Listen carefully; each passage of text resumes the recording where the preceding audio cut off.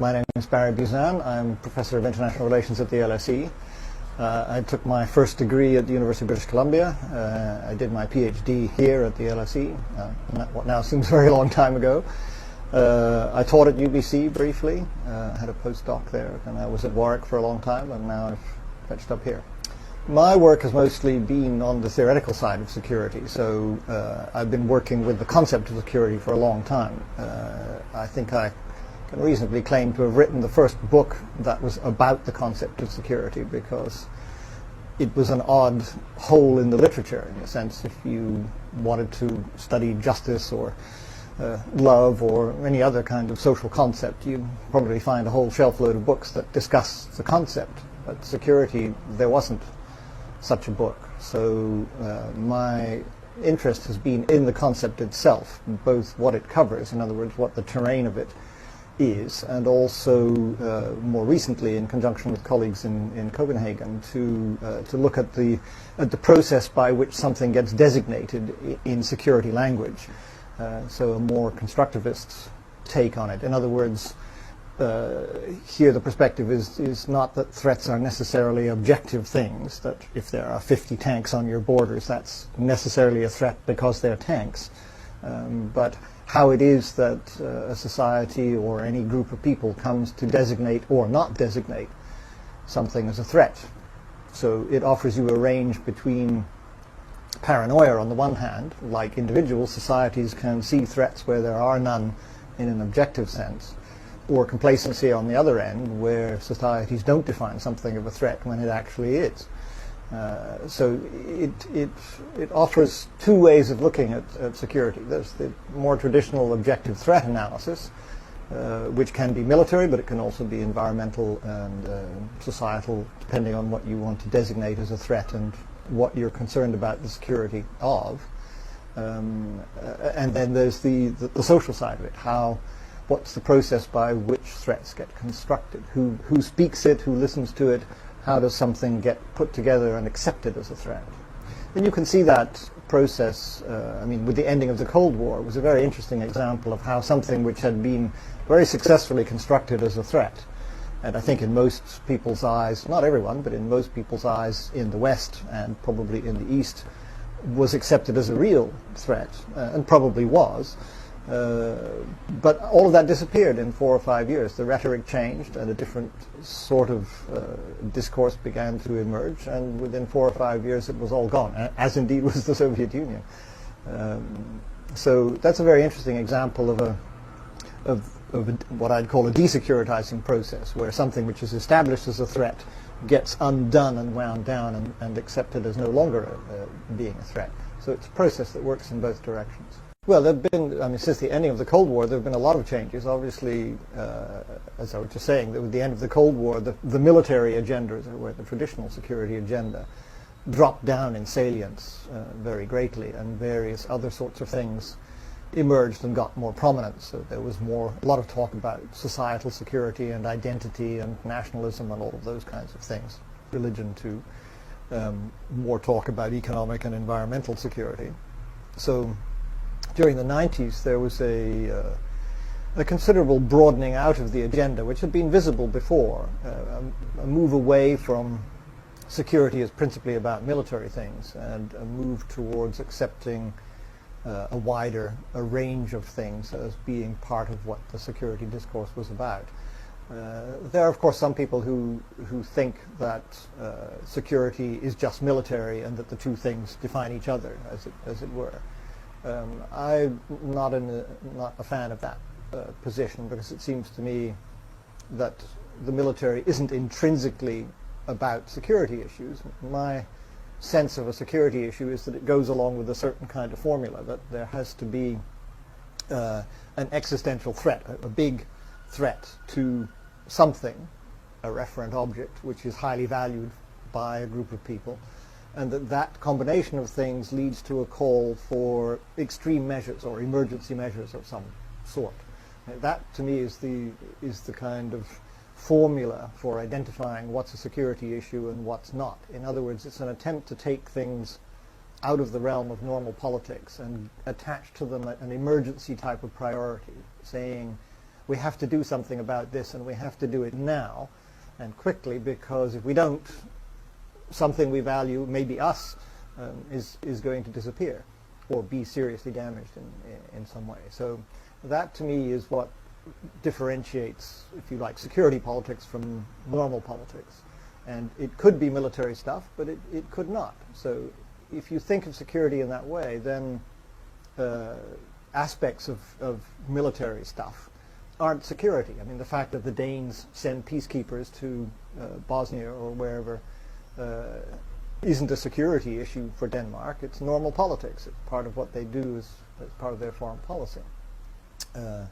So I think it's important to break the link between the military and the security agenda, and to look at it instead in terms of this formula that I had set out, that it's a kind of, my colleague Oli Weber calls it, panic politics. It's about emergencies and how to deal with them. I'm not sure that you can come to an objective conclusion about security, and there's certainly no guarantee that it's going to be clear. I mean, political life is very seldom clear. It's always going to be contested. It's going to depend on what values different people bring to the discussion. So one person's open and shut case for securitization will not be another person's, and there will be contestation. So the job, if you like, the job of politicians or of campaigners of any sort is to try to get their version of securitization accepted. So, I mean, there will be some people who are quite happy with the war on terrorism because it serves their interests in a variety of ways, and it's saleable as an objective threat and looks real enough, and there's some evidence out there, and you can back it up. Others will say, this is just a distraction, that we really need to be worried about the fact that the ice caps are melting and that the ocean levels are rising and that the climate is going to go to hell, and that will then make all of this other stuff look pretty trivial. So there are going to be different positions, different priorities, and you have to look at the discourses and how they unfold, and individuals have to make their own decisions about where they play into that, what they accept, what they contest. There's no certainty about this, and many of the issues are difficult. I mean, your question implies that perfect knowledge is available, and hey, this is the social world. Certain knowledge is never available, and you usually have to go on the basis of do the best you can, but at the end of the day you're going to have to make a decision on the basis of less than perfect knowledge. That you need to study the process by which something gets designated as a security issue. Who is it who speaks this? Who has authority to speak it? Obviously, in the way in which we organize our political lives now, state leaderships have a privileged position for speaking security. It's if you like, it's their job to do that. But they can't just do so and always have it accepted. If you think of something like the Vietnam War, or if you think of the more currently about the business in Iraq, those are highly contested securitizations, which, in the case of Vietnam, eventually collapsed. Even in the U.S., people no longer accepted that as being a valid definition of a threat that justified what was going on there. I think the interesting one at the moment is, of course, the war on terrorism, which is it's bidding to be a macro securitization like the Cold War was. In other words, something which defines a very big strategic domain over a long period of time, and which becomes the basic priority setter in the security agenda. Obviously, that's the way Washington is looking at it at the moment, and that's been reasonably successful in the sense that amongst the Western states, at least, and quite a few others, there's a willingness to agree that there is a serious threat there, and to proceed on that basis in policy terms. Contrast that with Iraq, where there's huge disagreements. So that seems to have been a successful securitization in the U.S. and in Israel, and hardly anywhere else. It's contested very fiercely almost everywhere else. The approach I've been taking is it's an analytical approach. It's not a normative approach. I'm not sort of taking sides here. It's an analytical approach which says you need to distinguish between, as it were, being part of the process of securitization by saying this is a threat, or accepting that this is a threat, my interest has been in looking at the process by which other people do that. So I'm interested in the way in which various things can get rapidly built up into being accepted as security issues, like the war on terrorism, or become contested, like Iraq, or suddenly deconstruct, as it were, like the Cold War, or like in Southern Africa with the whole confrontation between South Africa and the frontline states just disappeared in a very short number of years. So my focus in life has not been on identifying what I think are objective threats, but on looking at the way in which others respond to that threat environment, and looking at, if you like, at the correlation or lack of correlation between what gets constructed as a threat or not, and what might be thought of objectively as a threat. So, for example, one of my small hobby horses, which I just use as an interesting example of the distance between objective threats and things that actually get accepted as threats, is the business of rocks falling from space and crashing into the planet and doing damage. This is an interesting example because there's a lot of knowledge about that. Unlike certain other security issues like global warming, where the science itself is contested, we know pretty much what the threat is there. We know how often rocks of various sizes slam into the planet.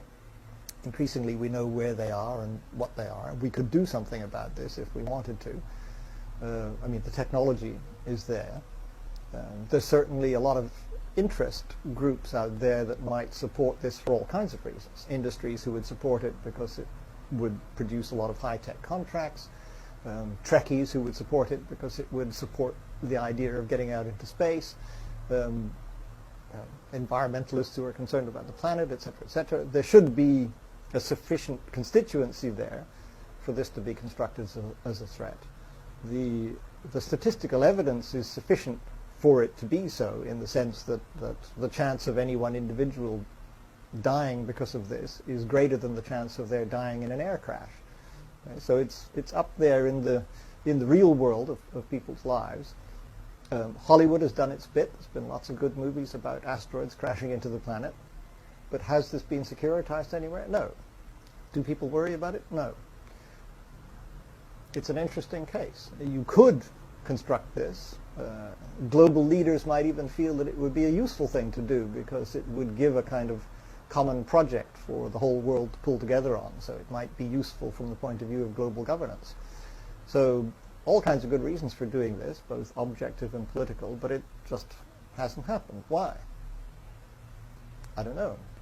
But it's interesting that it hasn't happened, and that other things which might be thought of as less pressing do get securitized. So that's the focus of my concern. I'm more interested in the choices that other people make than, in a sense, running my own campaign to say, this is the thing we should be worried about.